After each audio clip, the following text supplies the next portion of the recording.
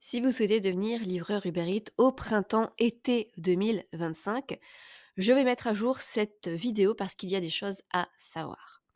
Donc là, quand je tourne cette vidéo, on est fin avril 2025 et ce n'est plus aussi simple qu'avant. Il y a des choses à savoir. La première, c'est attention parce qu'il y a un risque d'être en attente dans les grandes villes de plus de 50 000 à 100 000 habitants parce que vous allez avoir ce genre de message.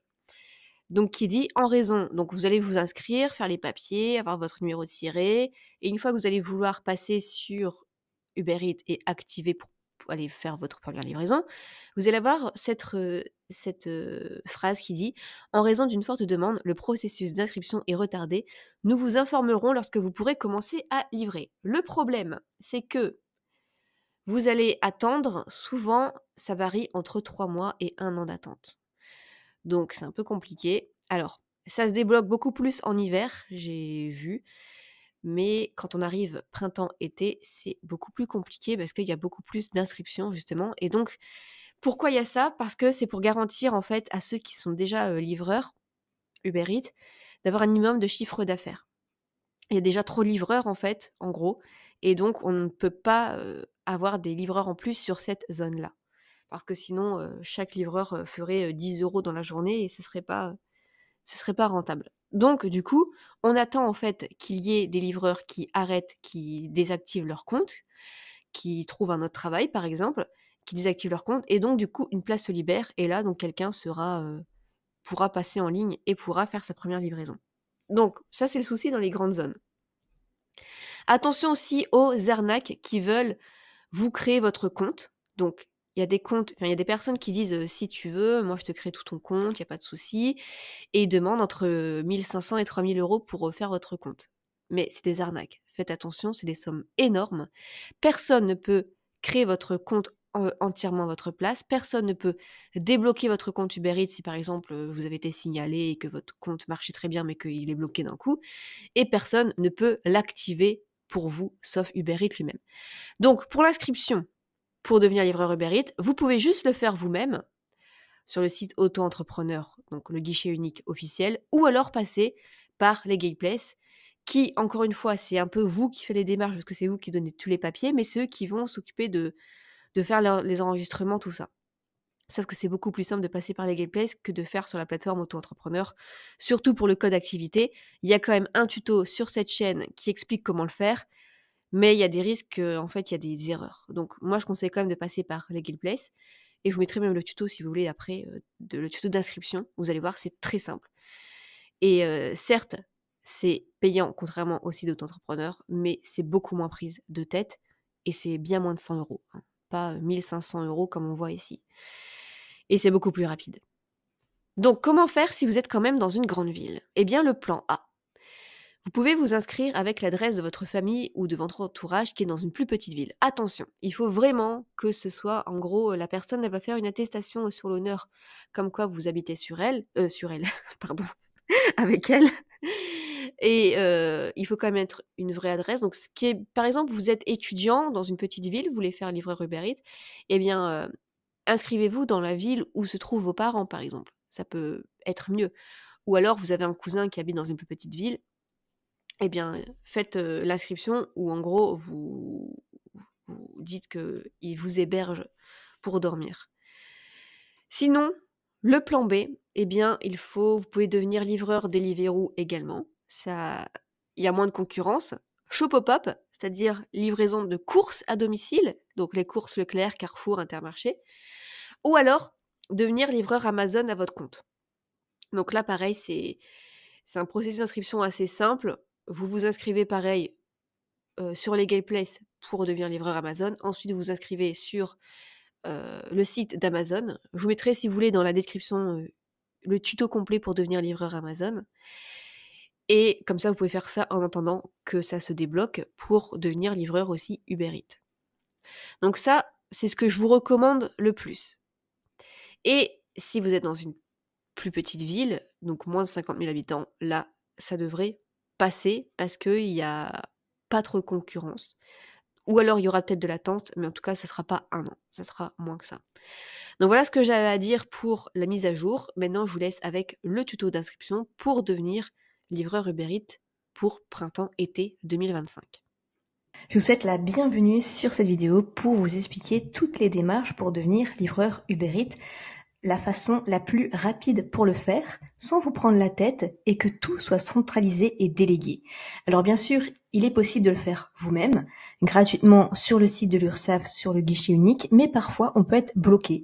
On ne sait pas à quoi correspondent certaines choses, on ne sait pas si ça rentre dans les bonnes cases, il y a un risque d'erreur, il y a un risque de retard, il y a un risque d'être bloqué, d'attendre pendant parfois plusieurs mois, alors qu'ici, pour bien moins de 100 €, vous allez pouvoir tout déléguer et faire ça rapidement. Je vais vous montrer de toute façon ici dans cette vidéo toute la procédure de A à Z. On va le faire en même temps. Comme ça, vous allez voir à quel point c'est simple. Donc vous rendez sur le site qui se trouve juste dans la description et vous voyez, vous avez déjà l'onglet devenir coursier. C'est un site très sérieux, vous pouvez aller voir les avis. Ils sont notés 4,3 sur 5 et ils ont plus de 6000 avis. Donc vous pourrez regarder si vous voulez. Donc c'est un dossier prêt en 10 minutes, une procédure 100% en ligne, pas besoin de sortir de chez vous, traitement sous 24 heures. Donc vous cliquez sur devenir coursier. Sur quelle plateforme souhaitez-vous devenir coursier? Donc ici Uber Eats. Quand souhaitez-vous démarrer votre activité? Donc par exemple dans le mois. Quelle est votre situation actuelle? Donc imaginons que vous êtes salarié à l'heure actuelle. Savez-vous ce qu'est une micro-entreprise? Oui ou non? Oui. Bénéficiez-vous d'un accompagnement pour la création de votre micro-entreprise? Non. Quelle est votre identité? Donc là, j'ai mis au hasard, Madame Fanny Wu. Continuez. Vos coordonnées, pareil, j'ai mis au hasard, vous mettez vos coordonnées, continuez. Votre adresse email, numéro de téléphone. Que recherchez-vous? Déléguer toutes les démarches, une solution tout en un. Parce que vous pouvez prendre aussi des options. La comptabilité, même si en tant qu'auto-entrepreneur, vous n'êtes pas obligé. Une banque en ligne ou encore domicilier votre entreprise, votre micro-entreprise à Paris avec Legal Place. Parce qu'ainsi, vous avez la CFE, c'est une sorte de taxe d'habitation pour tous les auto-entrepreneurs. Même si vous n'avez pas de locaux, même si en tant qu'Uber Eats, vous n'avez pas de bureau, c'est normal, il y a quand même une CFE chaque année. Mais à savoir que la première année, on ne paye pas de CFE. Et continuez. Mais on n'est pas obligé de prendre tout ça. Vous pouvez mettre votre siège social chez vous, il n'y a aucun souci. Donc voici, le dossier est en cours, on a déjà fait la première étape sur les deux. Donc vous avez presque terminé. Donc, on a complété le questionnaire d'information. Ensuite, nous préparons votre dossier pour qu'il soit conforme. Ils déposent pour vous le dossier auprès du greffe. Ils assurent la gestion des échanges avec le greffe. Ils obtiennent pour vous votre cabis et vous pouvez démarrer votre activité. À savoir qu'il y a une option ici qui est vachement sympa. C'est assistance inscription Uber pour 12,50 €. C'est-à-dire qu'en fait, une fois que vous avez vous devenez auto-entrepreneur, que vous avez votre gabis, votre siret, tout ça, que tout est en règle juridiquement, il faut après vous inscrire sur le site officiel d'Uber Eats. Et si vous voulez, ils peuvent vous guider. Donc voilà, vous n'êtes pas obligé encore une fois de prendre cette option, mais c'est possible. Ici, donc c'est 70 € TTC. Donc pour la tranquillité d'esprit et le fait que ce soit hyper rapide, je trouve ça sympa.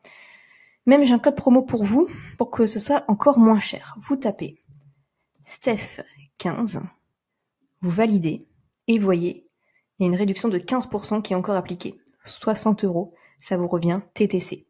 Vous payez par PayPal, par carte bleue, par ce que vous voulez. Je vais procéder au paiement et je vous retrouve juste après pour vous montrer le reste des démarches.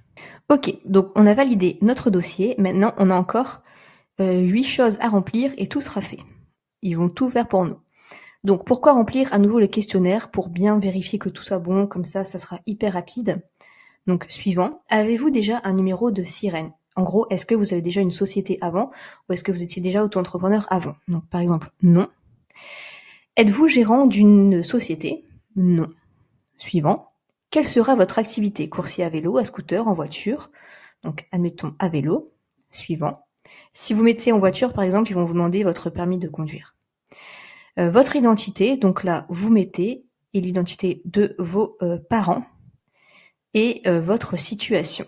Donc, vous remplissez tout ça, je vais le faire, et on se retrouve juste après. Ok, maintenant, les coordonnées, donc votre téléphone, votre adresse, et est-ce que vous avez un justificatif de domicile à votre nom et adresse? Donc, pareil, je vais compléter, je vais marquer oui, vous pouvez prendre par exemple le justificatif d'EDF.